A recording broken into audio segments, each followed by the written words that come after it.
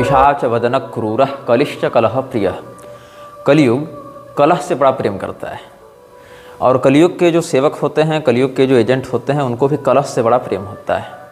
यही कारण है कि हूर पारक्रात के वजीर ने क्रॉली को जो परिचय दिया था अपने स्वामी का, उसमें उसको Lord of war and vengeance भी कहा गया है। उसने कहा कि मेरी पूजा तलवारों से करना, मेरी पूजा भालों से करना, वर्शिप में विथ स्वॉर्ड्स एंड स्पीयर्स, ऐसा उसने निर्देश दिया था। तो कलिश्च कलह प्रिय, कलयुग कलह से प्रेम करता है। हमारे द्वारा दिए गए जो भी प्रमाण हैं उनमें अगर श्रद्धावनत दृष्टि से देखेंगे तभी बातें समझ में आएंगी। अश्रद्धालु व्यक्तियों के लिए उनमें जो संकेत है उसको समझना बड़ा कठिन हो जाता है। इसका एक छोटा सा उदाहरण मैं देता हूँ आपको। वराह पुराण से जो हमने आपको प्रमाण दिया लोहारगल तीर्थ के विषय में, जहाँ पर कहते हैं वराह भगवान कि स्थानम लोहारगलम नाम म्लेच्छराज समाश्रितम। कुछ लोगों ने इस प्रकार की बातें करना आरंभ किया है कि जहाँ पर ये प्रसंग है वहाँ पर म्लेच्छराजैः समावृतम यह पाठ प्राप्त होता है। यहाँ पर म्लेच्छ राजाओं के द्वारा उस स्थान का आश्रय लिया गया, मात्र इतना अर्थ है। और हम जो बता रहे हैं म्लेच्छराज नामक किसी पैशाचिक शक्ति के बारे में, उसका यहाँ कोई संबंध नहीं है। वो पैशाचिक शक्ति मेरी कल्पना है, इस प्रकार का आरोप कुछ लोग लगा रहे थे। अब बात ऐसी कि ये जो म्लेच्छराजैः समावृतम वाला पाठ है, उससे पूर्व का एक पाठ हमें प्राप्त हुआ है 1893 ईस्वी में, और उसका जो पहले का प्रकाशन 73 में भी हुआ था। हरिकेश शास्त्री वाला संस्करण जो है वो 73-93 और बाद में 1970-75 के आसपास भी उसका पुनः प्रकाशन हुआ था। उसमें पाठ है स्थानम लोहारगलम नाम म्लेच्छराज समाश्रितम। यहाँ म्लेच्छराजैः समावृतम इस प्रकार से तृतीयांत बहुवचन नहीं है, यहाँ पर म्लेच्छराज समाश्रितम इस प्रकार से भाव रखा गया है। तो लोग कहते हैं म्लेच्छों का राजा, तो म्लेच्छों का राजा ये अर्थ तो स्वीकार कर लेते हैं लोग, मेरे विरोधी भी इतना स्वीकार कर लेते हैं, लेकिन ये स्वीकार नहीं करते कि वह म्लेच्छराज वैसा ही है जैसा निग्रहाचार्य बता रहे हैं। क्योंकि अगर ये स्वीकार कर लेंगे तो निग्रहाचार्य के समर्थन करने का दोष उनको लग जाएगा, तो ये भारी पातक हो जाएगा उनके जीवन में। इसीलिए ऐसा वो लोग नहीं करना चाहते। लेकिन जहाँ पर इतने भविष्य पुराण, विष्णु पुराण इत्यादि के प्रमाणों का समन्वय करके कल्कि पुराण और वराह पुराण इत्यादि से हमने आपको सब कुछ बताया, युग पुराण इत्यादि के आश्रय से भी इतने बातों को ये सब नकार देना चाहते हैं। लेकिन अगर इनके श्रद्धा स्थान जिन बिंदुओं पर हैं, ऐसे आचार्य केवल असंदर्भित रूप से भी मनुस्मृति के 8 अक्षरों को उठाकर महायंत्र प्रवर्तनम कह दें तो ये लोग उसी की इतनी लंबी चौड़ी व्याख्या कर देंगे, उन्हीं 8 अक्षरों पर 80 पेज लिख देंगे, जैसे कि संपूर्ण षड्यंत्रों का रहस्य बस उसी 8 अक्षर में छिपा हुआ है। क्यों? वहाँ श्रद्धा स्थान हो गया है। तो जहाँ श्रद्धा स्थान होता है वहाँ पर 8 अक्षर भी लोगों के लिए पूरे ग्रंथ का निर्माण करने का उत्प्रेरक हो जाते हैं। और जहाँ पर श्रद्धा स्थान नहीं होता है वहाँ पर सामान्य बातें छोड़ो, साक्षात भगवान कृष्ण भी जाकर दुर्योधन को कहे कि तुम शांति प्रस्ताव स्वीकार कर लो पांडवों का, तो कहा कि अरे ये ग्वाला हमको क्या बताएगा, इसको कैद करके जेल में डाल दो। तो भगवान भी कहने को विवश हो गए अर्जुन के पास कि अवजानन्ति माम मूढ़ा मानुषम तनुमाश्रितम। तो इस प्रकार से श्रद्धा स्थान से ही इन विषयों की प्रामाणिकता और अप्रामाणिकता की मानसिकता प्रभावित होती है। तो जितने भी अनुभव हमारे हैं या इन्हीं लोगों के, अन्य गुरु भाइयों के हैं, अन्य लोगों के हैं, वो सब नष्ट हो गए, नकार दिए गए। बस ये कहना है कि निग्रहाचार्य ने जो कहा वह काल्पनिक है, चाहे उसके कोई भी प्रमाण संदर्भ कहीं से प्राप्त होते हैं उसको कह देगा ये समुदाय कि ये तो शास्त्रों की और इतिहास संबंधी वाक्यों की दुर्गति करके अपनी बात को पुष्ट करने के लिए तोड़ मरोड़ कर प्रस्तुत कर रहा है। अभी भी ये नरपशु म्लेच्छराज को निग्रहाचार्य की निजी कल्पना मान रहे हैं। देखो, म्लेच्छराज शब्द का प्रयोग हम लोग इसीलिए करते हैं ताकि उसकी एक जातिवाचक संज्ञा स्थापित की जा सके, मतलब जो म्लेच्छों का राजा है। तो इस पद पर कई बार कई लोग बैठे हैं। अब बताओ, जो तुम लोग यह मानते हो, कुछ लोग यह भी पूछ रहे थे कि वराह पुराण तो वर्तमान म्लेच्छराज से पहले की रचना है, तो कैसे वर्णन है, वो तो भविष्यकाल घटनाओं का वर्णन भी नहीं करता। देखो, म्लेच्छराज एक जातिवाचक संज्ञा भी है। उस पद पर बैठने वाले व्यक्ति को वैसी तामसिक शक्तियाँ प्राप्त होती हैं, वैसा अधिकार प्राप्त होता है वैसे अभियानों को आगे ले जाने के लिए। लेकिन जितने भी म्लेच्छ शक्तियाँ हैं उनका वह केंद्र बिंदु तो है ही लोहारगल तीर्थ। और अगर तुम ये नहीं मानते हो कि मेरी कही बात सही है, तो ये बताओ कि वो कौन से म्लेच्छराज हैं जिनके द्वारा लोहारगल का आश्रय लिया गया। वो कौन से म्लेच्छ राजा थे, कब हुए, कहाँ हुए, उनका क्या नाम था, बताओ तुम्हें, क्या रूप था, क्या उनकी योजनाएं थी, यही तुम बता दो। क्योंकि ज्ञात इतिहास में देखें तो लोहारगल तीर्थ में तो सनातनी राजाओं का ही विशेष प्रभाव देखने को मिला है। फिर भगवान की वाणी झूठी कह दें क्या तुम्हारे चक्कर में। तो म्लेच्छ राजैः समावृतम जब कहा गया है तो कम से कम जो अनिर्धारित बहुत्वम तृतीय परिसमाप्यति कहते हैं कि जहाँ बहुवचन की संख्या निश्चित न हो वहाँ कम से कम 3 तो मानोगे, तो कम से कम उन 3 म्लेच्छराजों में से किसी एक के ही विषय में ठीक से बता दो। म्लेच्छराज समावृतम में तो बहुवचन हो गया, तो कम से कम बहुतों में से कुछ एक का ही प्रमाण तुम दे दो, तो वहाँ तुम दोगे नहीं। लेकिन बात है केवल म्लेच्छराज के विषय में निग्रहाचार्य की कथनों का विरोध करना। और ये लोग जब मेरे वीडियो को रीअपलोड भी कर रहे हैं तो वहाँ लिखते हैं कि mythological horror story by Nigrahacharya. तो भैया जब इतनी ही काल्पनिक बातें हम बता रहे हैं तुम्हारे नज़रिए से, तो उसको फिर प्रसारित करने के स्थान पर उसके प्रसारण को रोकने का प्रयास करना चाहिए था। तो म्लेच्छराज के विषय में जो हम बता रहे हैं उसको केवल इसीलिए नकार देना क्योंकि लोग मुझसे निजी द्वेष करते हैं, ये अदूरदर्शिता का भी परिचायक है। जैसे पूरी के शंकराचार्य जी ने कह दिया कि मानवों की जो मानवीय सृष्टि है उसके बस 30 वर्ष ही बचे हैं। क्यों? जिस प्रकार से अंधाधुंध तुम लोग विनाश को ही विकास का नाम दे रहे हो, जिस प्रकार से स्थावर जंगम प्राणियों का लोप होता जा रहा है, यहाँ गीध दिखने दुर्लभ हो गए, तुमको हंस कहाँ से दिखावें, ये उन्होंने कहा था। एक वक्तव्य उनका हम सुन रहे थे। तो पूरी के शंकराचार्य जी ने कहा कि अगर इस पर तत्काल रोक न लगाई गई, नियंत्रण न किया गया, तो मानवीय सृष्टि भी अन्य प्रजातियों के समान जो विलुप्त होते जा रहे हैं वैसे ही 30 वर्षों में ही विलुप्त प्राय हो जाएगी, ऐसा वो कहना चाह रहे थे। तो इस प्रकार से जो दूरदर्शिता वो रख रहे हैं या जिस प्रकार का अनुभव वो कर रहे हैं, केवल एकमात्र पूरे संसार में वही थोड़ी हैं जिस प्रकार के चिंतन और अनुभव से युक्त होंगे। और अगर वही एकमात्र ऐसे अनुभव से युक्त हैं तो कम से कम उन्हीं की बातों के आश्रय में जाकर तुम उनके अभियान को आगे बढ़ाओ। लेकिन उनके भी अनुयायियों के माध्यम से उनको निराशा प्राप्त हो रही है, तब ये कहना पड़ता है कि 10 लोग हमको नहीं मिल रहे ठीक से जो मेरे भाव को समझ सके, मेरा काम कर सके। तो म्लेच्छराज जो पद है, म्लेच्छराज की जो ऊर्जा है या म्लेच्छराज की जो शैली है वो अन्य लोगों की भी पहले रही है और वो सब भी समयानुसार उस पद पर बैठे हैं। वर्तमान वाले की भी है, भविष्य वालों की भी होगी, लेकिन कम से कम वो हेडक्वार्टर तो होता है, उन स्थानों पर केंद्र बिंदु तो होता है। जैसे हमने आपको केरलीय, गौड़ी और काश्मीरी परंपरा से शक्ति के केंद्रों का वर्णन किया, वैसे म्लेच्छों के भी अपने अपने शक्ति केंद्र होते हैं, इसलिए भगवान ने वहाँ पर वैसा वर्णन किया है। इसीलिए न जन्मयान नान्तमयात श्रुति इत्यादि भी प्राप्त होती है। कुछ लोग ये कहते हैं कि भगवान अगर इतने ही समर्थ हैं तो म्लेच्छराज को मंत्र मार के क्यों नहीं भस्म कर देते हैं। इन लोगों के लिए भगवान इनके लकी चार्म हो जाएं। मतलब जैसे एक गॉड एंजल होता है ना, गॉड फादर होता है, आर्क एंजल होता है, जो कि हमारा स्टार एंजल होता है, विदेशों में इस पर की बड़ी मान्यता होती है। तो वैसे ही भगवान हमारे पीछे पीछे लाठी लेकर चलते रहें और एकदम जैसे फिल्मी स्टाइल में सबका विनाश करते रहते थे अपने भक्त की रक्षा करने के लिए, वैसे ही कर दें। ऐसा नहीं होता है। देखो, ईश्वरेच्छा से समस्त घटनाएं घटित होती हैं, यह सत्य है, लेकिन वह ईश्वरेच्छा निर्लिप्त भाव से होती है।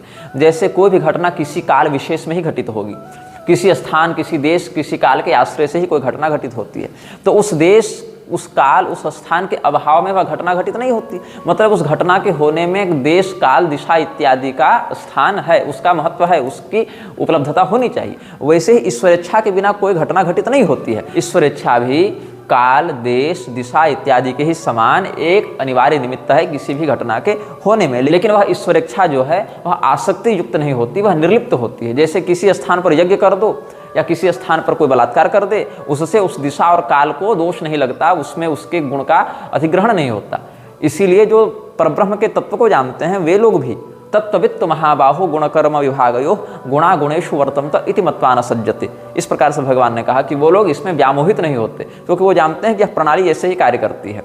जिस प्रकार से सूर्य के ज्योतिष्मान होने के बाद भी किसी काल विशेष में, दिशा विशेष में रात्रि का अनुभव भी किया जाता है, उसी प्रकार से परब्रह्म के सर्वसमर्थ होने के बाद भी किसी स्थान में, किसी दिशा में, किसी काल में अधर्म का बाहुल्य और धर्म का ह्रास भी देखा जाता है। तब भगवान किसी किसी घटना विशेष में जब उस प्रकार के स्तर तक बात पहुंच जाती है, तब यदा यदा हि धर्मस्य इत्यादि का उद्घोष सिद्ध करने के लिए अवतार लेकर आते हैं। तो ईश्वर के 2 प्रकार के स्वरूप क्रियात्मक प्रारूप में देखने को मिलते हैं, एक सक्रिय और एक निष्क्रिय। इसीलिए ईश्वर को कहीं कहीं कर्ता के रूप में भी व्यक्त किया गया है, कहीं कहीं अकर्ता के रूप में भी व्यक्त किया गया है। अकर्ता के रूप में ईश्वर निर्लिप्त रहते हैं।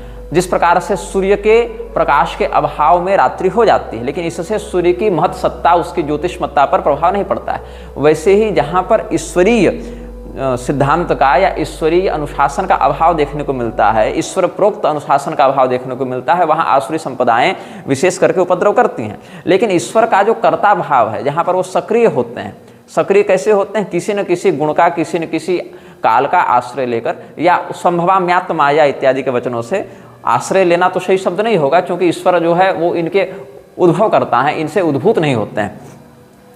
इसीलिए ईश्वर जहाँ पर सक्रियता दिखाते हुए अनुशासन को स्थित करने के लिए, धर्म की रक्षा करने के लिए अवतरित होते हैं, वहाँ पर उनका आसुरी संपदा से विशेष संघर्ष देखने को प्राप्त होता है। लेकिन निष्क्रिय रूप में क्लेश कर्म विपाका शरीर अपरामृष्ट पुरुष विशेष ईश्वर, इस प्रकार से चिंतन किया जाता है। वहाँ पर इति मत्वा न सज्जते, जो परब्रह्मवेत्ता होते हैं वो भी ये सब एक माया का विलास है, अलग अलग गुणों का उठापटक है, ऐसा समझकर चिंतित नहीं होते हैं। तो ये सब जितने भी धर्म की वृद्धि और अधर्म का ह्रास है, या अधर्म की वृद्धि और धर्म का ह्रास है, उस स्थिति में सत्वगुण का ह्रास और तमोगुण का बाहुल्य, या तमोगुण का ह्रास और सत्वगुण का बाहुल्य, यही जो मशीनरी काम कर रही है प्रकृति की, वही इसमें हेतु है।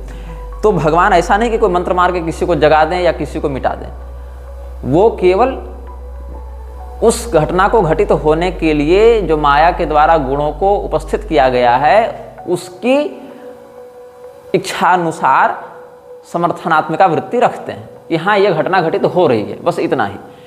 उसमें ईश्वर की इच्छा है कि नहीं, इसको परीक्षण करने के लिए ही बात है। अगर वो घटना घटित हो रही है तो जैसे काल की उपस्थिति में वो घटना घटित हुई, जैसे दिशा की उपस्थिति में वह घटना घटित हुई, वैसे ईश्वरेच्छा की उपस्थिति में वह घटना घटित हुई है। यदि काल नहीं होता, दिशा नहीं होती, तो वहाँ पर वो घटना भी नहीं होती। वैसे ईश्वरेच्छा नहीं होती तो वहाँ वह घटना घटित भी नहीं होती। लेकिन उस घटना से होने वाले सुपरिणाम या दुष्परिणाम से काल और दिशा व्याप्त नहीं होते, वैसे ईश्वर इच्छा भी व्याप्त नहीं होती। यहाँ पर अगर किसी व्यक्ति के द्वारा अगर भावना के वशीभूत होकर ईश्वर से पुकार की जाए, तो ईश्वर फिर पुरुषावतार लेकर वहाँ पर हस्तक्षेप करते हैं। वह भी ईश्वर इच्छा के ही अंतर्गत करते हैं, वहाँ भी ईश्वर इच्छा के अतिक्रमण से नहीं करते हैं। वहाँ ईश्वर इच्छा यही होती है कि इस घटना में इस प्रकार का हस्तक्षेप किसी समर्थ तत्व के द्वारा किया जा सके, तब वह घटना घटित होती है। इस संसार में सनातन धर्म और उसके विरोधी मजहबों को देखने के 3 दृष्टिकोण अभी चल रहे हैं। एक जो पॉलिटिकल करेक्टनेस के अनुसार लोग कहते हैं, उसमें क्या बात होती है, कहते हैं कि राम, कृष्ण, शिव, दुर्गा, अल्लाह, यहोवा, गॉड, ये सब एक ही हैं। कोई परम सत्ता है जिसको अलग अलग लोगों ने अलग अलग नाम से अभिव्यक्त किया है। ये महामूर्खता वाली बात हमें लगती है सांसारिक दृष्टिकोण में रहने वाले व्यक्तियों के द्वारा। अब जो लोग परब्रह्म तत्ववेत्ता हो गए, वो तो वासुदेव सर्वम इस प्रकार से कह देते हैं। उनके लिए तो विष्ठा में भी ईश्वर है, और उनके लिए अमृत में भी ईश्वर है, उनके लिए देवता, उनके लिए पिशाच, उनके लिए परमात्मा, ये सब में कोई भेद नहीं है। तो केवल ईश्वर, राम, कृष्ण, अल्लाह, गॉड इत्यादि नहीं, बल्कि वो तो गली के कुत्ते, नाली के कीड़े तक में परमात्मा का दर्शन कर लेते हैं। केवल आराध्य और आराधक के भाव से नहीं, वहाँ तो फिर कोई भी प्रकार का भेद रहता ही नहीं है। सर्वम विश्वमयम जगत, इस प्रकार से वो चिंतन करते हैं। लेकिन जो लोग सांसारिक व्यामोह में फंसे हैं, वो लोग भी जब इस प्रकार से सरलीकरण कर देते हैं आराध्य तत्वों का, तब ये अशास्त्रीय बात हो जाती है। एक दूसरा पक्ष यह है जो मानता है कि केवल सनातन धर्म ही जिस बात को वर्णित करता है वही एकमात्र सत्य है। इसके अलावा जो मतांतर हैं, वहाँ जो जिन्न, भूत, प्रेत, पिशाच, अल्लाह, गॉड इत्यादि की बातें कही गई, वो सब काल्पनिक हैं, उनका कोई अस्तित्व नहीं है। ये तो उपद्रवियों ने अपने अपने ठेकेदारी उठा रखी है इन बातों को प्रसारित करने के लिए। कुछ लोग ये होते हैं जो मानते हैं कि संसार में जो दिव्य संपदा है और जो आसुरी संपदा है, वो दोनों विद्यमान हैं, और जिस प्रकार के बाहुल्य अन्य सभ्यताओं में देखने को मिलते हैं, अन्य समुदायों में देखने को मिलते हैं, जिस प्रकार का प्रगल्भ वार्धक्य या जिस प्रकार का पराक्रम या जिस प्रकार की बढ़ोतरी उनमें देखने को मिलती है, उसके पीछे भी कोई ना कोई ऊर्जा तो कार्य कर ही रही है।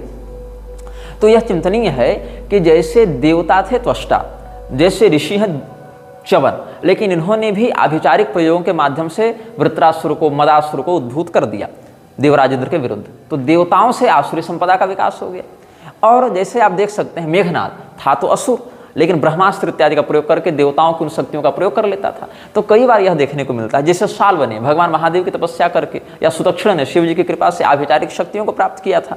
तो कहीं देवताओं के माध्यम से आसुरी शक्तियों का प्रयोग देखने को मिल जाता है, कहीं असुरों के माध्यम से दिव्य शक्तियों का प्रयोग देखने को मिल जाता है। तो ऐसा नहीं समझना चाहिए कि केवल देवता ही देवता और केवल असुर ही असुर हैं। दोनों ही हैं अपनी अपनी जगह पर, और कई बार उद्देश्य विशेष से दोनों की शक्तियों का सम्मिश्रण भी देखने को मिल जाता है। यहाँ तक कि देवता और देवता में भी युद्ध होने के वर्णन मिलते हैं, जैसे चंद्रमा और बृहस्पति में हो गया था, जैसे इंद्र और कुबेर में हो गया था, अथवा राक्षसों में भी युद्ध देखने को मिलते हैं, जैसे रावण और निवात कवच में हो गया था, जैसे विभीषण और सहस्रानन रावण में हो गया था।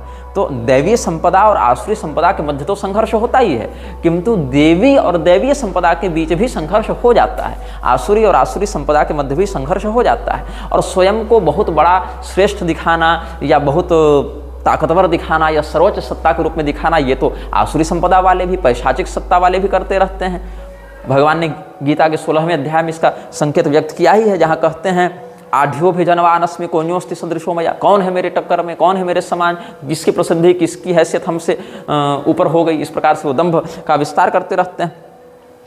तो आसुरी संपदा और दैवीय संपदा दोनों के मध्य संघर्ष, एक दूसरे के सापेक्ष या आपसी संघर्ष भी बहुत प्राचीन काल से देखने को प्राप्त होता है। तो ये जितने भी मजहब हैं, अब्राह्मिक पंथ हैं, इनमें भी जिन जिन तत्वों की पूजा आराधना हो रही है उनकी भी एक वास्तविक ऊर्जात्मक सत्ता होती है। और यही कारण है कि वो सत्ता जब कलयुग के विस्तार को प्रश्रय प्रदान करते हैं तो सनातन धर्म से उनका संघर्ष होता है, जहाँ पर अपनी अपनी चेतना और अपनी अपनी आध्यात्मिक स्थिति के आधार पर एक का उद्भव और एक का विकास, दूसरे का पराभव, दूसरे का विनाश होता है।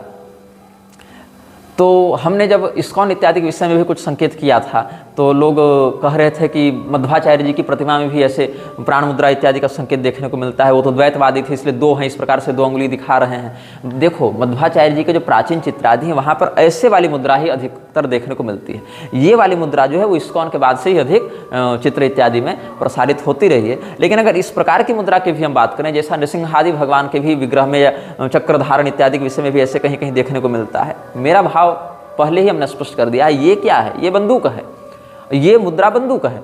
अब आतंकवादी के हाथ में बंदूक है कि पुलिस के हाथ में बंदूक है, बस इसी का सारा खेल है। अधिकारी के हाथ में जो है सुरक्षित व्यक्ति महसूस करेगा, और जो अनधिकारी के हाथ में लाठी भी चली जाए तो लोग आतंकित अनुभव करते हैं।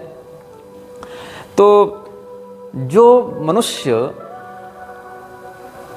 अपने ध्यान ऊर्जा को, अपनी मुद्राओं को सकारात्मक रीति से अधिकृत होकर प्रयोग करता है, उसको विशिष्ट सुकृत का फल प्राप्त होता है। अन्य लोगों के माध्यम से वही किया जाए तो उसका नकारात्मक फल प्राप्त होता है। म्लेच्छराज जैसी जो शक्तियाँ होती हैं, उस प्रकार की जो पैशाचिक शक्तियाँ होती हैं, वो शेप शिफ्टिंग का भी काम करती हैं। वो अपने रूप को बार बार परिवर्तित करने का भी काम करती हैं कि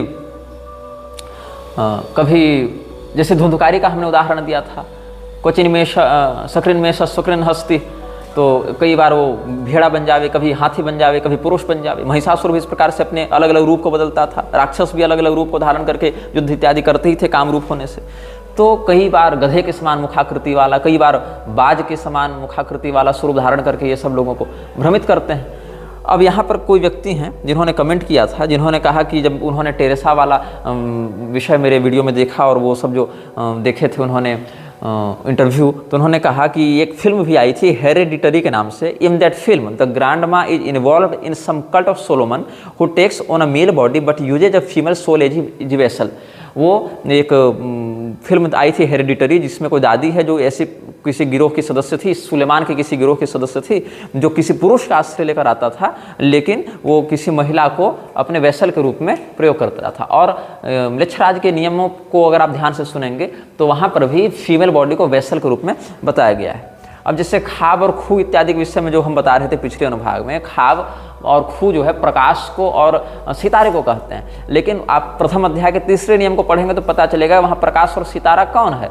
सितारा तो नर और मादा है, और प्रकाश उसके अंदर जो बिहोल्डर ऑफ लाइट है वो स्वयं म्लेच्छराज है। तो वहाँ पर केवल सितारे और प्रकाश की बात नहीं है, शब्द कहीं और जाते हैं, उनका संकेत कहीं और जाता है। The whole cult thing and how so many people are involved is very similar to what you are seeing and the rule in which Mlechharaj says that you achieve to put his house above your secondary house is exactly shown in the movie as the woman is in the cult haven't told her daughter and her daughter's family that she is in the cult. Later on she destroys her daughter's family and uses their children for summoning King Solomon. तो ये सब जो शक्तियाँ हैं आज भी देखें, जो इस्लामी तंत्र के साधक होते हैं भूत प्रेत भगाने के लिए आयतुल कुर्सी इत्यादि का प्रयोग करते हैं, वो सब क्या है? पैशाचिक भाषाओं के ऐसे शब्द विन्यास जो किसी विशेष ऊर्जा को उत्प्रेरित करते हैं, उससे किसी प्रभाव को जन्म देते हैं। और शक्तिशाली वर्ण समूह ही शब्द कहलाता है। किसी विशेष अर्थ को प्रकाशित करने वाला, किसी विशेष परिणाम को प्रकाशित करने वाला जो वर्ण समूह है वही शब्द हो जाता है। और अलग अलग सभ्यताओं में अलग अलग भाषाओं के माध्यम से, अलग अलग शब्दों के माध्यम से अलग अलग ऊर्जाओं को उत्प्रेरित किया जाता है। तो म्लेच्छराज की रणनीतियाँ तो युद्ध में काम आती ही हैं। आती ही थी। अब हालांकि अभी लड़ाई के मायने बदल गए हैं, अभी तो बायोलॉजिकल वार भी हो गया है, अभी तो सॉफ्टवेयर वार भी हो गया है, अभी तो अलग अलग प्रकार के कूटनीतिक वार भी हो गए हैं, जिस प्रकार की सभ्यता और तकनीक का विकास हो रहा है। लेकिन जिस समय इतना विकास नहीं हुआ था इन माध्यमों में, उस समय भी कुछ नीतियाँ होती थी जो आज भी कई मामलों में प्रासंगिक हैं। उस विषय में भी हम चर्चा कर रहे हैं और कुछ अनुभागों में कर चुके हैं, आगे भी कुछ अनुभागों में हम चर्चा करेंगे। तो म्लेच्छराज की जो बात है या उससे जुड़ी जो पैशाचिक शक्तियाँ, उसके विषय में भी हम आगे 5-7 अनुभागों में पश्चिमामनाय तंत्र के विषय में भी कुछ खुलकर बताएंगे, क्योंकि बहुत से लोग प्रश्न कर रहे थे इस विषय में। तो जितने भी प्रकार के ये सब अन्य मजहबों में शक्तियाँ होती हैं जिनकी चर्चा होती है, उससे बहुत ज़्यादा प्रभावित उनका जीवन रहता है। आप यहाँ घर में बैठे बैठे न सोचें, विदेशों में बहुत से ऐसे मामले हैं जहाँ ऐसे डीमंस, ऐसे पिशाच आते हैं, उनको प्रोसेस करते हैं, वहाँ पर उठापटक होते हैं। बहुत से आपको डॉक्यूमेंट्रीज मिल जाएंगी, बहुत सी सच्ची घटनाओं के इंटरव्यूज मिल जाएंगे, बहुत से लिखित दस्तावेज मिल जाएंगे, ऐसे रिकॉर्ड्स मिल जाएंगे आपको जहाँ पर ऐसे इंसिडेंट्स दर्ज किए गए हैं। तो ऐसे केवल सोचने से या मनोविकार से ये सब नहीं होता है, बहुत कुछ उसमें अतृप्त इच्छाएं होती हैं, क्योंकि वो तो ऐसे भी अशुचि देश है, वहाँ पर शौचाचार का पालन नहीं होता है, अंतिम संस्कार विधिवत नहीं होता है, तो पवित्रता नहीं होती है। तो वहाँ पर तो इन शक्तियों का और अधिक बाहुल्य होता है, अधिक ये सब सक्रिय हो जाती हैं। वहाँ यज्ञ भूमि नहीं है, वहाँ पर देवताओं को आज भाग प्राप्त नहीं होता है, तो वहाँ पर ऐसी शक्तियों को विशेष प्रश्रय मिलता है, उनको फलने फूलने का विशेष अवसर प्राप्त होता है। तो वहाँ पर ऐसी शक्तियों का अनुभव विशेष करके किया जाता है। तो उन सभ्यताओं के जो शब्द हैं, उन शब्दों में रचित जो वर्ण विन्यास हैं, उन मंत्रों के माध्यम से कह दें या उन गीतों के माध्यम से या समनिंग जो उनकी होती हैं उन शैतानों की, उनके माध्यम से लोग बुलाते हैं। तो सारी सत्ताएं हैं विश्व में, अलग अलग सत्ताओं ने उन सभ्यताओं को प्रभावित किया है। उनके नाम बदल जाते हैं अलग अलग स्थानों पर, कहीं पर परी कह दो, कहीं हूर कह दो, कहीं यक्षिणी कह देते हैं अलग अलग प्रजातियों में, कहीं जिन्नात कहते हैं उसकी अलग प्रजाति में, लेकिन उनका वास्तविक अस्तित्व होता है और वो वास्तव में प्रभावित करते हैं लोगों के जीवन को, उन सभ्यताओं से संबंधित लोगों को प्रभावित करते हैं। लेकिन टकराहट की जहाँ तक बात है, तो सनातन धर्म के सिद्धांत में जो दैवी संपदा है और जो आसुरी संपदा है, इनका संघर्ष प्राचीन है। और यही आसुरी संपदा कलयुग को बढ़ाने के लिए ऐसी क्षुद्र शक्तियों का, ऐसी तामसिक शक्तियों का आश्रय लेती है, जिसमें वर्तमान में हमारा जो लक्ष्य है वह म्लेच्छराज नाम की एक सत्ता है, जो एक ही शरीर में रहने वाले 2 पिशाचों की बात है। और उसके विषय में जो अनुभव हमारे हैं और हमारे सुहृदों के हैं और जो अध्ययन हमारा है, उसके विषय में हम आपको अपने सामर्थ्य की सीमा में आलोकित कर रहे हैं। म्लेच्छराज की सेना में एक विशिष्टता यह होती है कि वहाँ वैतनिक सैनिक नहीं होते हैं, वहाँ पुरस्कार के आधार पर सैनिकों की नियुक्ति होती है। मतलब लूट के माल में हिस्सा। वैतनिक सैनिक की सैलरी फिक्स होती है, इसीलिए वो व्यक्ति सीधे सीधे उतने तत्परता से काम नहीं कर पाता, क्योंकि उसको पता है कि हम कितना भी परिश्रम करें हमको मिलना इतना ही है। लेकिन जहाँ कमीशन बेस्ड होती है, जहाँ लूट के माल में हिस्सा होता है, और इस काम का प्रयोग इस्लाम के विस्तार में बहुत किया गया है, इस योजना का प्रयोग। और म्लेच्छराज के माध्यम से जहाँ भीषण नरसंहार किया गया, वहाँ इस्लामी तलवारों ने इसी का प्रयोग किया है। वहाँ वैतनिक सैनिक नहीं होते थे, वहाँ होता था कि तुम यहाँ पर आक्रमण करो, जीतो, लूट के माल में तुमको तुम्हारे काम के अनुसार हिस्सा मिलेगा। और ये हिस्सा किसी भी रूप में हो सकता है, पैसे के रूप में, घर के रूप में, औरत के रूप में, दौलत के रूप में, किसी भी रूप में हो सकता है, गुलाम के रूप में। तो जो बड़े बड़े अनुयायी होते हैं म्लेच्छराज के, वो कमीशन बेस्ड होते हैं, पेमेंट बेस्ड नहीं होते हैं, मतलब सैलरी बेस्ड नहीं होते हैं। छोटे छोटे वो सैलरी पर रखते हैं अपने सैनिकों को। अलग अलग देशों की सेनाएं भी जो हैं वो वैतनिक सैनिक रखती हैं, लेकिन जो उसके नायक होते हैं वो वैतनिक नहीं होते, वो लूट के माल में हिस्सा रखने वाले होते हैं। ये सब बहुत सामान्य शब्दों का हम प्रयोग कर रहे हैं। यहाँ लूट के माल का हिस्सा ये नहीं कि 1000 रुपया 2000 रुपया, ये खरबों में जाते हैं, ये हिस्से खरबों में जाते हैं, अरबों में भी नहीं, खरबों में जाते हैं। तो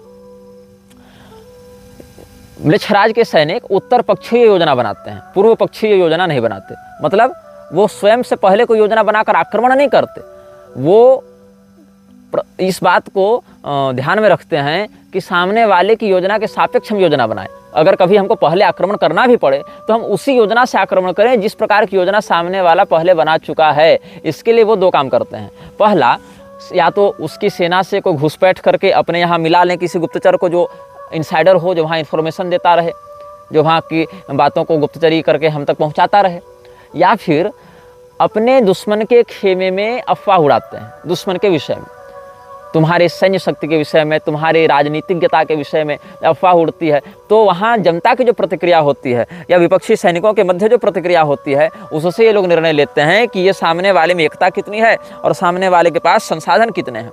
और अगर संसाधन की दृष्टि से या योजना की दृष्टि से, मोर्चे पर डटे रहने की दृष्टि से मृक्षराज के विपक्षी अधिक प्रबल हैं, तो वहाँ सीधे टकराने से ये लोग बचते हैं। ये तभी टकराएंगे जब इनको विजय सुनिश्चित दिखाई पड़ेगी या कम से कम समानांतर टक्कर की स्थिति होगी। तो अफवाह उड़ाकर अपने विपक्षी के भरोसेमंद लोगों को, विश्वास पात्रों को या तो गुमराह करना, भ्रमित करना, ये पहला काम। या दूसरा काम, यदि भ्रमित न कर सको तो कम से कम उसकी योजना की स्पष्ट जानकारी हमको प्राप्त होती रहे। तो ये काम जब वाटरलू का युद्ध होने वाला था तो लॉर्ड ऑक्सब्रिज ने जाकर वेलिंगटन के ड्यूक से पूछा था कि हमको कैसे कल योजना बनानी है, क्योंकि घुड़सवार सेना के एक नायक था ऑक्सब्रिज। तो कहा, उस समय जो ड्यूक था वेलिंगटन का, उसने कहा कि कल आक्रमण पहले कौन करेगा, हम करेंगे कि वो लोग करेंगे? तो इन्होंने कहा कि नेपोलियन करने वाला है पहला आक्रमण। तो इसने कहा कि चूँकि हमें बोनापार्ट की योजना के विषय में कुछ पता नहीं है कि किस प्रकार से वो आक्रमण करने वाला है, इसीलिए हम भी अपनी योजना बनाने में असमर्थ हैं। तो सामने वाले की योजना के आधार पर मृक्षराज की योजनाएं बहुत हद तक बदलती रहती हैं, क्योंकि वो जीत की हवस में, वो जीत के नशे में झूमता हुआ व्यक्ति है और वो चाहता नहीं है कि हम हारें कहीं पर। हारना उसे स्वीकार नहीं होता है। इसीलिए अपने अनुयायियों के लिए भी उसने एक्सीलेंस को अनिवार्य नियम बना रखा है, विकल्प नहीं बना रखा है। आप विशेषज्ञ हो, ये आपका गुण नहीं होना चाहिए, आपकी अनिवार्यता होनी चाहिए। ये नहीं कि हम विशेषज्ञ कभी हो जाए कभी न हो जाए। Excellence is a must thing, ये विकल्प नहीं हो सकता है। तो मृक्षराज जो है वो किसी भी ऐसे विषय पर इन्वेस्ट नहीं करता है जिस विषय में उसको अपेक्षाकृत अधिक रिटर्न न मिले, डूबने वाला सौदा नहीं करता है। यही कारण है कि सामने वाले की योजना जितनी गुप्त रहती है, मृक्षराज की योजना उतनी खंडित होती है। ये भी एक बात है। इसीलिए एक एक व्यक्ति के मोबाइल के माध्यम से, चिप के माध्यम से या नकारात्मक शक्तियों के माध्यम से उसके कुल देवता, गोत्र, ग्राम देवता इत्यादि की परंपरा को खंडित करके उसकी आध्यात्मिकता की रक्षा करने वाले तत्वों से उसका कनेक्शन तोड़कर वो व्यक्ति को मानसिक, शारीरिक हर प्रकार से अपनी गिरफ्त में रखना चाहता है और अपने अनुयायियों के माध्यम से उसको विविध रसायनों के उपभोग के माध्यम से इतना क्षीणकाय कर देना चाहता है, इतना अस्थिर मति कर देना चाहता है कि उसकी बुद्धि, मृक्षराज की बुद्धि और योजना के सदैव नीचे रहे, उसका अतिक्रमण न कर सके। जहां पर शत्रु को आक्रमण की अपेक्षा न हो, आक्रमण की उम्मीद न हो, उसी स्थान पर मृक्षराज बहुधा आक्रमण करने का पक्षधर होता है। स्वयं को सदैव कमजोर दिखाना, स्वयं को असमर्थ दिखाना, स्वयं को दयालु दिखाना या दुर्बल दिखाना, ये मृक्षराज की शैली की एक विशेषता है। वो या तो स्वयं को दयालु के रूप में प्रस्तुत करेगा जिससे लोगों को लगे ये तो क्रूर ही नहीं है, ये तो बहुत भोला भाला व्यक्ति है, या तो स्वयं को दुर्बल के रूप में प्रस्तुत करेगा ताकि आपको लगे अरे ये मेरा क्या बिगाड़ेगा। और जो व्यक्ति कपटपूर्वक स्वयं को दयालु के रूप में और दुर्बलता के आवरण में लपेट कर प्रस्तुत करता है, वो व्यक्ति बहुत भयंकर जहर उगलता है। और मृक्षराज अपने युद्धों में बहुत बार इस नीति का प्रयोग करता है, जहाँ स्वयं को या तो दयालु के रूप में दिखाए या दुर्बल के रूप में दिखाए। अब मृक्षराज के विषय में एक बात और समझी जानी चाहिए। जिस समय मृक्षराज अपने सैनिकों के अभियान को आगे बढ़ाता था, उस समय उसके युद्ध में जब वो असीरियन सभ्यता की स्थापना करने में सफल हो गया था, उस समय चांदी की जो कीमत थी 1000 घुड़सवार रथ वाले सैनिक और 1 लाख पैदल सैनिक, क्योंकि उस क्षेत्र में हाथी उतने व्यापकता से मरुस्थल में नहीं मिलते थे, इसलिए पहले उसकी सेना में यही 2 थे, रथ, छोटे रथ, एकल या 2 सवारी वाले रथ और पैदल सैनिक, यही 2 प्रधानता से होते थे, या फिर घुड़सवार सैनिक होते थे। तो आप ये समझिए कि छोटी छोटी टुकड़ियाँ होती थी, 10 रथ और 1000 पैदल सैनिक होते थे एक टुकड़ी में। प्रारंभ में जब इसने विद्रोह किया था तो इसकी सेना में कितने लोग थे? जब आर्द्रमलक्ष ने विद्रोह किया था तो इसकी सेना में 1000 पैदल सैनिक और 10 रथ थे और कुछ घुड़सवार थे। तो घुड़सवारों की संख्या निश्चित नहीं है, इसीलिए हम उसमें हिसाब नहीं लगाएंगे। और उस समय इसको अपनी सेना के रख रखाव में, मतलब खाने पीने इत्यादि में, उस समय जो चांदी का मूल्य था जिसको रुपये कहते हैं, रुपये का ही आजकल परिवर्तित प्रारूप हो गया रुपया। तो 1 रुपये का जो मूल्य निर्धारित किया जाता था, 100 रुपये के बराबर इसका दैनिक सैन्य खर्च हुआ करता था, जिसमें 10 रथी और 1000 पैदल सैनिक हुआ करते थे। तो रथ तो अकेले चलेगा नहीं, उसके लिए तो घोड़े चाहिए, रथ की आकृति के बराबर 2 घोड़े, 4 घोड़े।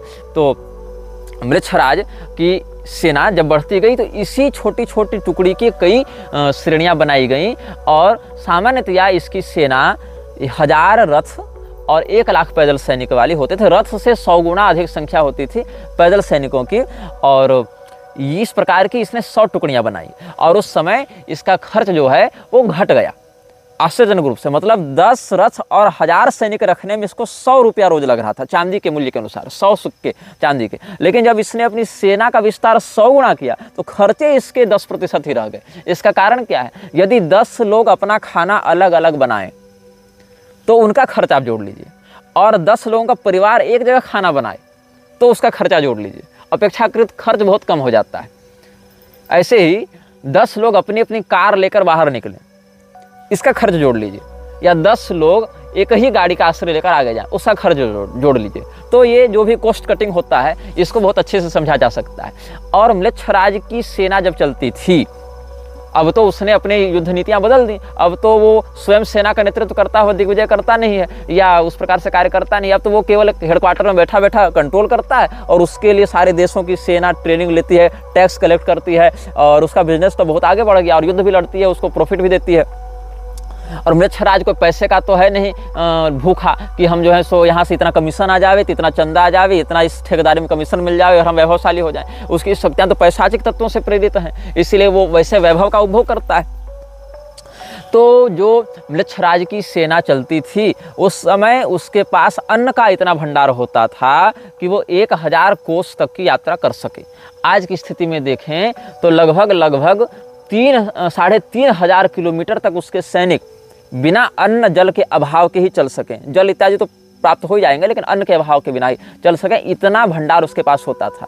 और उसकी सेना को एक बार जब कहीं यात्रा के लिए भेजा जाता था तो एक टुकड़ी जाती थी अन्न लेकर, एक टुकड़ी युद्ध करने के लिए जाती थी 2 विभागों में, और अन्न इतना होता था जिसको एक बार रिफिल किया जा सके। उसके बाद रिफिलमेंट उसको नहीं मिलती थी, उसको वहीं से युद्ध क्षेत्र से ही अपने शत्रु के संसाधनों को छीन कर ही अपने लिए प्रबंध करना पड़ता था। मतलब आपको 1 रोटी दे दी गई, 1 रोटी और दी जाएगी, तीसरी रोटी आपको कंपनी की ओर से नहीं मिलेगी, तीसरी रोटी का प्रबंध आपको दुश्मन की रसोई से करना है, ये नीति होती थी। तो सेना के बढ़ने के साथ इसके खर्चे नहीं बढ़े, इसकी कॉस्ट कटिंग हो गई। खर्चे कब बढ़ते हैं? जब सैनिक मरते हैं नई बहाली चाहिए, हथियार मंद पड़ते हैं नए हथियार चाहिए, हाथी घोड़े मरे उनको नया करना है। तो इस स्थिति में जो युद्ध के खर्चे हैं वो बढ़ते थे। लेकिन युद्ध के खर्चे खाली खजाने से नहीं पूरे किए जा सकते, और खजाने जो हैं वो या तो टैक्स से भरे जाएंगे या तो लूट से भरे जाएंगे। टैक्स के लिए कि विधिवत अर्थव्यवस्था और जमता चाहिए, जो कि मरुस्थल में उतने अच्छे माध्यम से संपन्नता से उपलब्ध नहीं थी। तो इन्होंने लूटना प्रारंभ किया और लूट के माध्यम से अपनी सेना के खर्चे को पूरा करते थे। ये युद्ध की तैयारी में ये लोग बहुत ध्यान से करते थे, और इसी के कारण इनका अभियान सफल भी होता रहा। अब इसमें पुरस्कृत करने की नीति कैसे होती थी? जैसे किसी सैनिक ने, म्लेच्छराज के किसी सैनिक ने दुश्मन के एक रथ पर कब्जा किया, तो उसको जितना इनाम मिलेगा उससे 20 गुना इनाम उस व्यक्ति को मिलेगा जिसने खाद्यान्न से भरे रथ पर कब्जा किया।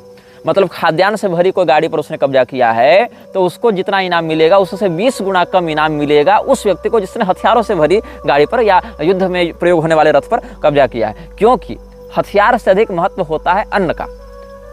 जहाँ पर हथियार कम हो लेकिन अन्न पर्याप्त हो, वहाँ पर व्यक्ति अधिक पुष्ट होकर युद्ध लड़ सकता है। हालांकि सनातन धर्म में जो युद्ध के सैनिकों का मापदंड बताया गया है वो भिन्न है, क्योंकि आर्यावर्त की भूमि में जो उर्वरता है या जो सभ्यता है या जो नीतियाँ हैं वो वृक्षों की अपेक्षा भिन्न है। इसीलिए यहाँ पर हाथी, रथ, इन दोनों की संख्या समान, घोड़ों की संख्या 3 गुनी और पैदल सैनिकों की संख्या 5 गुनी होती है। ये अनुपात है। वहाँ पर क्या था? हाथी तो थे नहीं मरुस्थल में वैसे, तो वहाँ पर रथ थे, रथों को चलाने के लिए घोड़े हुआ करते थे। तो रथ और घोड़े एक तरफ हो गए और पैदल सैनिक हुआ करते थे, इतना ही था वहाँ पर।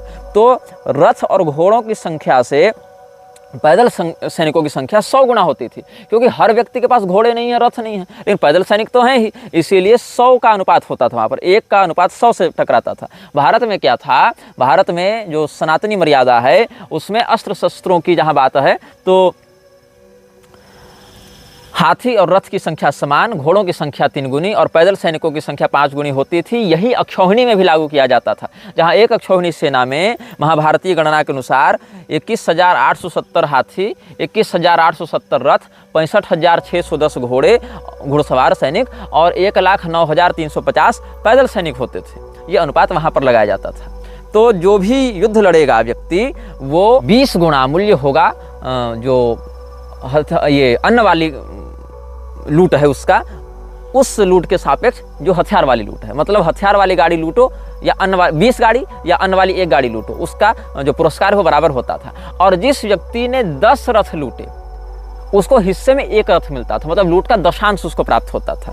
10 रथ लूटे, 10 घोड़ों पर कब्जा किया या उस प्रकार से जिसने विशेष पराक्रम दिखाया या 20 किया, तो उसी के अनुपात में उसका जो दशांश है वो उसको कमीशन के रूप में प्राप्त होता था। इससे मृक्षराज के सैनिक अधिक से अधिक लूटने के लिए प्रोत्साहित होते थे कि हम जो है वो अधिक से अधिक कब्जा करें, या तो हम अन्न की गाड़ी पर कब्जा करें या रथों पर कब्जा करें, और वहाँ पर अपना पताका, अपनी ध्वजा लगाकर मृक्षराज के विजय को हम सुनिश्चित करें। बहुधा मृक्षराज स्वयं युद्ध लड़ने जाता नहीं था, मृक्षराज अपने सैनिकों के माध्यम से, अपने सेनानायकों के माध्यम से अपने अभियान को आगे बढ़ाता था। और बहुत से लोगों को तो पता भी नहीं था कि हम वस्तुतः किस पिशाच के लिए काम कर रहे हैं। उनको तो लगता था हम तो सुख सुविधा, अप्सरा, हूर, जन्नत के लिए काम कर रहे हैं, हमको तो यहाँ पर हेवन में जगह मिलेगी, हमको तो यहाँ प्राप्त होगा, ये सवाब प्राप्त होगा, ये पुण्य प्राप्त होगा, इस लोभ में लड़ते थे। और कमांडर्स को भी पता नहीं होता था कि हम वस्तुतः किस पिशाच के लिए काम कर रहे हैं, क्योंकि ये कोई दरबार लगाकर अपने सेनानायकों को कमांड देता नहीं था। ये आभासी शक्ति के माध्यम से लोगों को प्रोसेस करके उनसे अपना काम करवाता था मृक्षराज, और करवाता है। वहां से लेकर आज तक इसकी ये नीति बदली नहीं है। तो मृक्षराज की योजना में युद्ध को चिरस्थायी नहीं बनाया जाता था, विजयोन्मुख बनाया जाता था। आपका उद्देश्य युद्ध को लंबा खींचना नहीं है, युद्ध को सार्थक करके विजय प्राप्त करना है। और इसीलिए मृक्षराज के सैनिक किलेबंदी से बचते थे, किसी किले को घेरने से बचते थे, क्योंकि बाहर से किले को घेर लिया जाए और पत्थरों पर सर पटका जाए और अंदर शत्रु के पास रसद, पानी इत्यादि पर्याप्त है, वो खाता पीता ऊपर से पत्थर बरसाता रहेगा। इससे अपनी सेना का मनोबल टूटता है। लोग थके हुए कि 10 दिन से किले पर पत्थर बरसा रहे हैं, किले पर बम बरसा रहे हैं, किला टूटता ही नहीं है, और शत्रु जो है वो उसके कम सैनिक मरते हैं, हमारे अधिक मरते हैं, तो हमारे सैनिकों का मनोबल टूटता जाएगा, हमारे खाद्यान्न भी कम पड़ते जाएंगे, हमारी जनहानि और संसाधन हानि भी अधिक होगी। इसीलिए जहाँ भी किलेबंदी की जाए वहाँ पर गुप्तचरों के माध्यम से ही किलेबंदी की जाए, ताकि शत्रु को एक और किले की सुरक्षा में उलझा दिया जाए और दूसरी ओर सुरंग के माध्यम से अंदरूनी घुसपैठ कर दी जाए। केवल किलेबंदी अगर करना है तो वहाँ पर तब तक बाहर से हम डेरा नहीं डालेंगे, कब्जा नहीं करेंगे, जब तक आंतरिक रूप से हमें पुष्ट सूचनाएं प्राप्त नहीं होंगी। ये मृक्षराज अपनी रणनीति में अवश्य लागू करता है। मृक्षराज के सैनिक किलेबंदी करने में कितनी ऊर्जा लगाते थे, उस समय की जो तकनीक हुआ करती थी उसके आधार पर किलेबंदी करने में लगभग 3 से 4 महीने का समय लगता था। क्यों लगता था?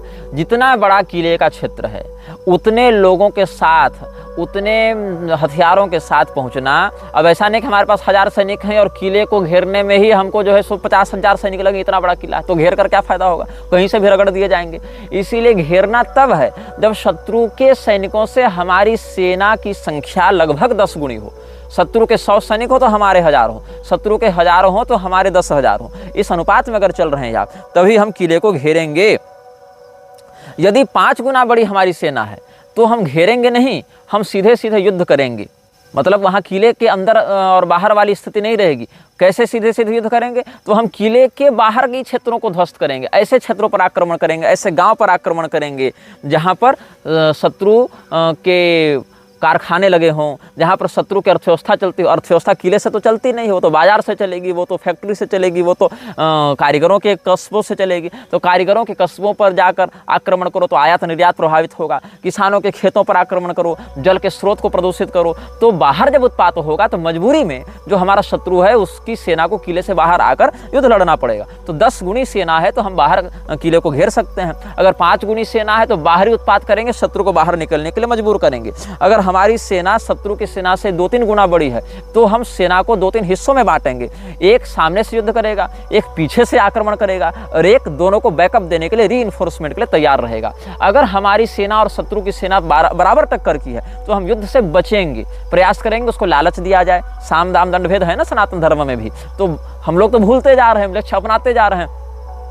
तो वहाँ पर समझौता कर लिया जाए, शत्रु को अपना मित्र बना लिया जाए, उसको किसी प्रकार का प्रलोभन दिया जाए। और अगर हमारी सेना कमज़ोर है, हमारी सेना छीणकाय है, तो वहाँ से निकल भागा जाए, वहाँ पर अपनी सेना के पुष्ट होने तक प्रतीक्षा की जाए, शत्रु से न टकराया जाए। क्योंकि युद्ध में मरना बहादुरी नहीं है, युद्ध में विजयी होना सैनिक का लक्ष्य होना चाहिए। मरने की अपेक्षा मारने के लिए तैयार होना चाहिए, ऐसा मृक्षराज का निर्देश रहता था। तो जो मृक्षराज के सैनिक हैं वो अपनी सेना को, जो सेना नायक हैं, 2 भागों में बांटकर कार्य करते थे। एक है युद्ध विभाग, एक है प्रशासनिक विभाग। प्रशासनिक विभाग राजा के माध्यम से, जो भी उसमें तात्कालिक छोटे छोटे राजा होते थे जो कि सेना का एक चेहरा लेकर चलते थे कि किसकी सेना है, तो सीधे थोड़े बोलेंगे कि पिशाच की सेना है, वो तो कहीं ना कहीं कि भाई इराक की सेना है, ईरान की सेना है, मिस्र की है, अरब की है, तुर्की की है, इस प्रकार से एक चेहरा लेकर चलेगा। तो वहाँ पर जो राजा है उसका काम है जनता के मध्य में अपनी छवि प्रभावशाली बनाए रखने की। तो कई बार न्याय का भी प्रदर्शन करना पड़ेगा, कई बार नैतिकता का भी प्रदर्शन करना पड़ेगा, कई बार उदारता का भी प्रदर्शन करना पड़ेगा। लेकिन सेना के लिए न्याय, उदारता, मानवोचित शील ये सब युद्ध मैदान में काम नहीं आते। वहाँ सिर्फ ये काम आता है कि कैसे हम जीवित रहें और कैसे अपने शत्रु को मारें, इतना ही, इससे अधिक कुछ भी नहीं। वहाँ न्याय, नैतिकता इत्यादि का प्रयोग लक्ष्य नहीं करते हैं। ये सब आर्य मर्यादा के युद्ध धर्म है। न्याय नैतिकता की, शत्रु के निशस्त्र होने पर उसको नहीं मारो, उसके बाल खुले हो गए, वो भागने लगा तो न मारो, शरण में आ गया तो न मारो, ये म्लेच्छराज के सैनिक नहीं मानते। ये सब वो मानते हैं या तो मार दो या तो भाग निकलो, यदि मरने वाले हो तो भाग जाओ और यदि मारने वाले हो तो मार दो, उसके बीच में कोई तीसरा चिंतन नहीं होना चाहिए। इसीलिए म्लेच्छराज के सैनिक एक लक्ष्य से प्रेरित होकर कार्य करते हैं और म्लेच्छराज के सेनानायक भी इसी प्रकार से कार्य करते हैं। तो जो व्यक्ति जितना लालची, जितना अवसरवादी, जितना विश्वासघाती, जितना कपटी होता था, म्लेच्छराज के सेना नायकों में उसका सम्मान और उसकी गरिमा उतनी अधिक होती थी। इसलिए प्रशासनिक कार्य अलग होता था, जो रसद पहुंचावे, जो व्यक्ति हथियार सप्लाई करे, जो व्यक्ति राजा के माध्यम से और रीइंफोर्समेंट इत्यादि दिलवाए, वो विभाग बिल्कुल अलग होता है। और जो युद्ध क्षेत्र में सीधे सीधे माथा काटने का काम करे, वो विभाग केवल लालची, स्वार्थी, लूट के पैसे और माल की ओर ध्यान आकर्षित करने वाले लोगों से ही भरा हुआ होता है म्लेच्छराज की सेना में। केवल शारीरिक रूप से सक्षम होने से आप कुशल सेनानायक और सैनिक नहीं बन जाते।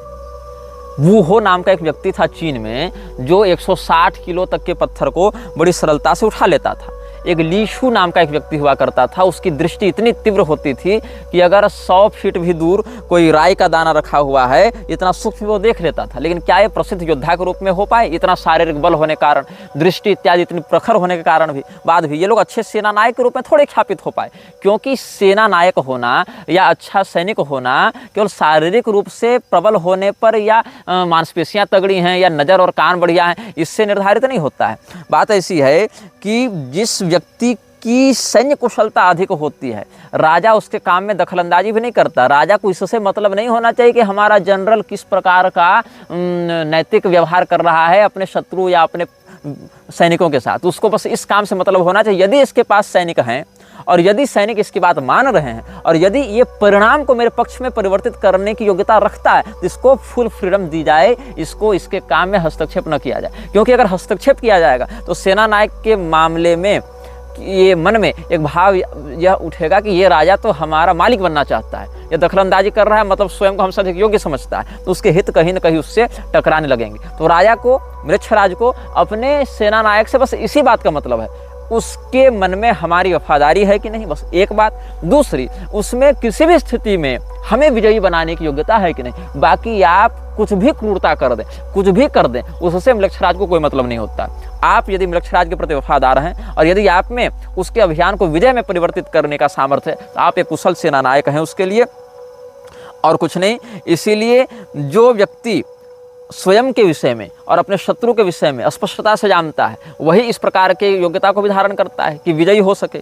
लेकिन अगर कोई व्यक्ति संदिग्ध रूप से जानता है तो वह 50-50% में आ जाता है, जीत भी सकता है, हार भी सकता है। लेकिन जो अपनी योग्यता और शत्रु के योग्यता के विषय में कुछ भी नहीं जानता, वो व्यक्ति अवश्य ही हारता है। वह व्यक्ति चाहे कितनी भी बड़ी सेना लेकर जावे, कितने भी लाखों लोगों को अपने नीचे लेकर वहाँ पहुँच जावे, एक छोटी सी टुकड़ी भी उसका मर्दन करने के लिए समर्थ और पर्याप्त हो जाती है।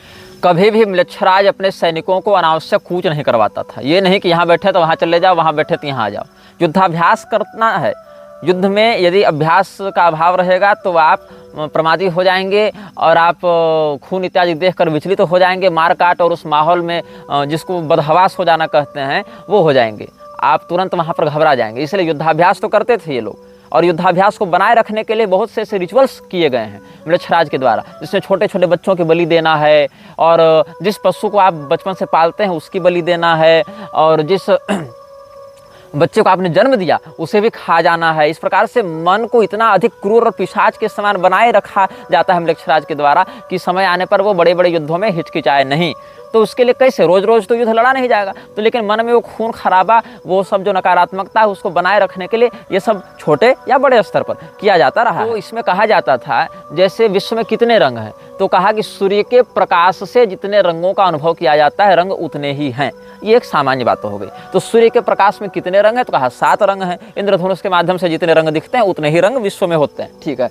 लेकिन उन्हीं 7 रंगों का मिश्रण करके हम कितने अधिक रंग को बना लेते हैं, तो इसकी कोई निश्चित संख्या नहीं है। षड्रस हैं, व्यंजन शास्त्र में रस कितने हैं, 6 रस हैं, लेकिन उन्हीं 6 रसों का ही सम्मिश्रण कर करके हम और कितने रस बना लेते हैं, कोई ये निश्चित संख्या नहीं है। संगीत में देखिए स्वर कितने हैं, तो 7 स्वर हैं, लेकिन उन्हीं का विविध प्रकार के सम्मिश्रण और प्रयोग से हम कितने रागों की रचना कर लेते हैं, तो बोले इसकी भी निश्चित संख्या नहीं है। मानवीय दृष्टि से संख्या हो भी जाए तो दिव्य संगीत में जो देवर्षि नारद ने प्राप्त किया है संगीत शास्त्र, उसमें तो लाखों राग रागिनियाँ हैं। तो इसीलिए जो हमारा संसाधन है वो सीमित भले होता है, लेकिन उसके सम्मिश्रण से, उसके व्यापक प्रयोग से हम उसके अनंत गुणित प्रभाव को भी अभिव्यक्त कर देते हैं। तो म्लेच्छराज के सैनिक भी सीमित हथियार, सीमित योजना, सीमित संसाधनों का भी ऐसा व्यूहबद्ध प्रयोग करते थे या करते हैं जिससे उसकी सेना का जो प्रभाव है, उसके द्वारा प्राप्त होने वाला जो परिणाम है वो अद्भुत और कई गुणित हो जाता है। इस योजना का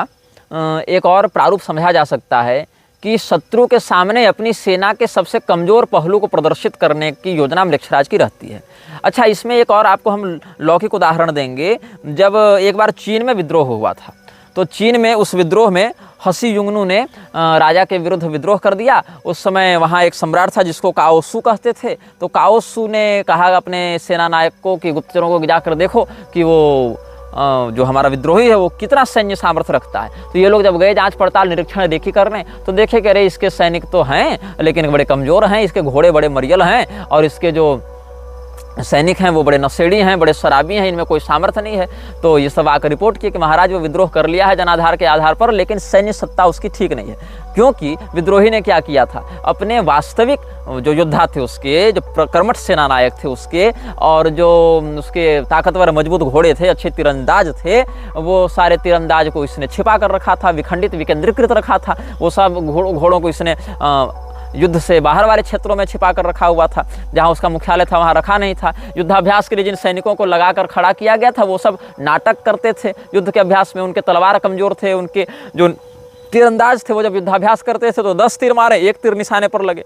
तो जानबूझ के ऐसे लोगों को प्रोजेक्ट किया गया कि सेना कमजोर लगे। लेकिन जब युद्ध हुआ तो ये सारे जो पेड कर एक्टर्स थे वो सब निकल गए, और जो वास्तविक तीरंदाज थे, अचूक लक्ष्य भेदी जो थे, जो मजबूत घोड़े थे, सेना नायक थे, वो सब सामने युद्ध करने आ गए। तो पेड एक्टर्स से उसने अपने सेना के कमजोर पहलू को दिखाया और युद्ध के समय वास्तविक योद्धाओं को प्रदर्शित कर लिया, और उतनी बड़ी जो चीनी सम्राट की सेना थी उसको हारना पड़ गया। तो इसीलिए जो म्लेच्छराज के सैनिक हैं वो बाहर से देखने पर बड़े मरियल दिखेंगे, दीनहीन दिखेंगे, अरे ये क्या हमारा बिगाड़ेगा, लेकिन वो वास्तविक सैनिक नहीं हैं। वो आपको भरमाने के लिए, भटकाने के लिए सामने प्रोजेक्ट किए गए हैं जिनको पता भी नहीं कि उनका उद्देश्य क्या है। तो वास्तविक सैनिक तभी प्रकट होते हैं, वास्तविक जो योद्धा हैं उसके तभी प्रकट होते हैं जब वास्तव में युद्ध का मैदान आ चुका हो, जहां एक्शन की बात हो। उससे पहले ये सब अपने वास्तविक रूप को सामने प्रदर्शित नहीं करते हैं। म्लेच्छराज की रणनीतियों के विषय में आज हमने कुछ सांकेतिक चर्चा की है। आगे के 2 अनुभागों में हम इसी रणनीतिक श्रृंखला को आगे ले जाने का प्रयास करेंगे। यह वीडियो जल्द ही हटा दिया जा सकता है। कृपया थर्ड पार्टी ऐप्स का उपयोग करके डाउनलोड करें। आप इस वीडियो को अपने चैनल पर फिर से अपलोड भी कर सकते हैं।